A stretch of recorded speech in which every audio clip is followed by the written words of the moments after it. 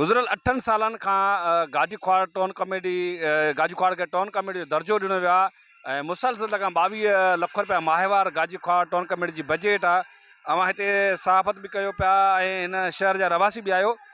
छा था सम्झो त हिन गुज़िरियल 8 सालनि खां को गाजीख्वाड़ खे तरक़ियाती पैकेज वग़ैरह ॾिना विया आहिनि या त कहीं जेके 22 लख रुपया माहिवार बजट आहे उहा किथे ख़र्च पई थिए, शहर में ख़र्च थिए पई? छो त शहरीनि जी शिकायतूं आहिनि त गाजीख्वाड़ में जेकी सफ़ाई सुथराई जो निज़ाम आहे उहो ॾाढो नकार आहे ऐं जेका बजट आहे उहा ख़बर न आहे त किथे बि ख़र्च थिए, केरु पियो खणे, केॾांहुं पियो वञे। इन सॼी सूरत ते तव्हांजो छा चवणो हूंदो?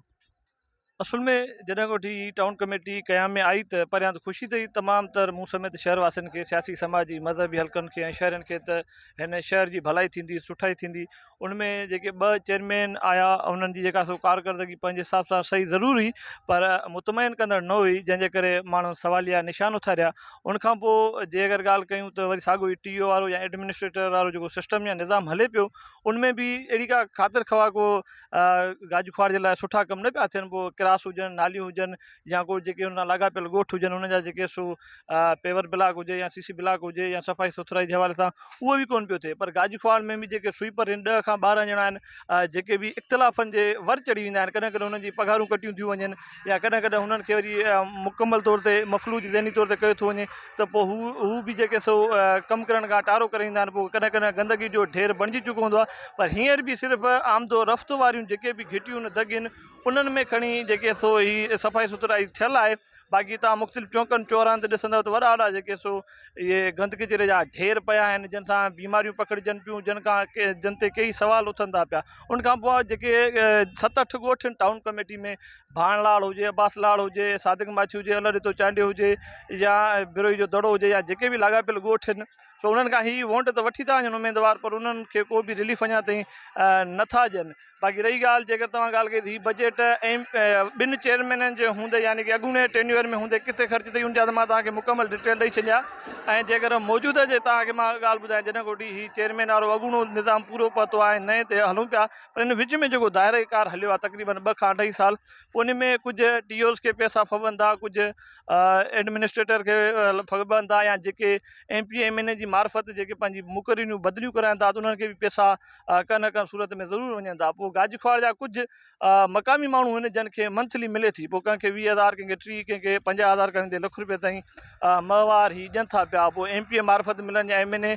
मार्फत हुजनि या को ही जेके एडमिनिस्ट्रेटर हुजे या पंहिंजो ही TO हुजे, इहे कंहिं न कंहिं रीति उन्हनि माण्हुनि खे पैसा पहुचाइनि था। पोइ हाणे MPA जी मजबूरी आहे, MNA जी मजबूरी आहे, त छाजे करे हिन खे नवाज़ियो वञे थो। बाक़ी जेका हींअर ताईं बजट जो जेको डिटेल आहे उहो मंज़र आम ते न अची सघियो आहे। त कया सारियूं इहे आहिनि त केॾीमहिल चवंदा आहिनि त 22 लख बजट आहे, केॾीमहिल चवंदा आहिनि त 27 लख आहे, केॾीमहिल चवंदा आहिनि त 32 लख आहे। माना अॼु ॾींहं ताईं हितां जो सियासी समाजी माण्हू हुजे या सहाफ़ी हुजे या मज़हबी हुजे या शहरी हुजे, उनखे मुकमल तौर ते इहो ॿुधाई न वियो आहे त तव्हांजे टाउन कमेटी जी माहवार बजट केतिरी आहे ऐं किथे किथे ख़र्च थिए थी ऐं उहा जेका सो कंहिंखे जेका सो प्रोवाइड थिए पई थी। सो इहो गाजीख्वाड़ जे माण्हू सां इहो ज़ुल्म आहे, नाइंसाफ़ी जे उन सां लाॻापियल जेका गाजीख्वाड़ जो ईअं खणी चऊं हिसो त न आहे इंतिज़ामी तौर ते, पर इख़्लाक़ी तौर ते, क़ानूनी तौर ते खणी न बि हुजे, पर इख़्लाक़ी तौर ते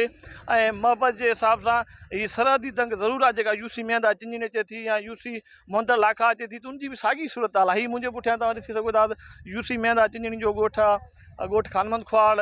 या ही पंहिंजो ॻोठ आहे अलॻि रखियो जलबाणी हुजे, रमू खोसो हुजे, ज़हरी बिरोई हुजे, मीर खान गाॾी हुजे, शेख फारम हुजे, या अलॻि रखियो जलबाणी समेत जेके बि ॻोठ आहिनि, इहे बि इहे साॻियो ई देवालपणे जो शिकार थी विया आहिनि। तव्हांखे न त सेक्रेटरी नज़र ईंदो। 15 सालनि खां मुसलसिल लॻा पीपल्स पार्टी गवर्नमेंट आहे, हितां पीपल्स पार्टी खटियो आहे। टाउन कमेटी में मुख़्तलिफ़ ॻोठ आहिनि, जीअं तव्हां ॿुधो त टाउन कमेटी जे ॻोठ सादिक माछी जे माण्हू बि दाऊं कयूं त का सफ़ाई न आहे, सुथराई न आहे, बुनियादी का बि सहूलियत कान्हे, त पोइ हुतां जा माण्हू उनखे वोट ॿीहर छो पिया ॾियनि या उतां उन्हनि खां पुछाणो छो न पिया कनि?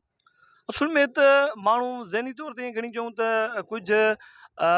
शऊर वारा ज़रूरु आहिनि जेके पीपल्स पार्टी जी मुखालिफ़त कनि था, पर मुतबादिल तौर ते उन्हनि खे को बि माण्हू नथो मिले। पोइ बि कोशिशि कनि था त भला हाणे सोशल मीडिया ते हुनजे लाइ आवाज़ु उथारनि था पिया। ज़रूरत हुन ॻाल्हि जी आहे त पीपल्स पार्टी खे जीअं मां चवंदो आहियां गुज़िरियल 15 सालनि खां वठी ही इक़्तिदार ते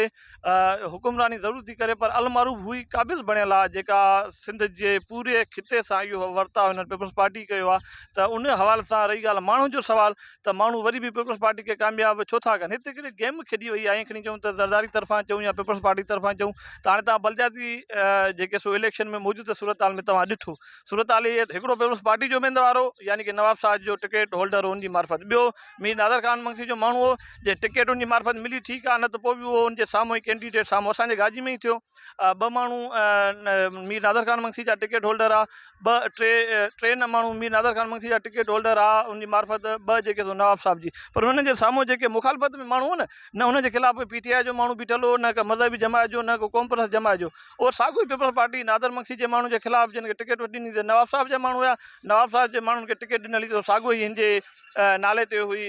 पीपल्स पार्टी वारो हुनखे ई साॻियो वोट करे पियो। माना माण्हू हिते गिरोहनि में विरायल आहिनि त माना वोट ॾियणो आहे या त मीर खे ॾियणो आहे या त नवाब खे ॾियणो आहे, त पार्टी हिते त रही बि न आहे। मां जीअं हिकिड़ो गुज़िरियल साल इहो तजज़ियो बि लिखियो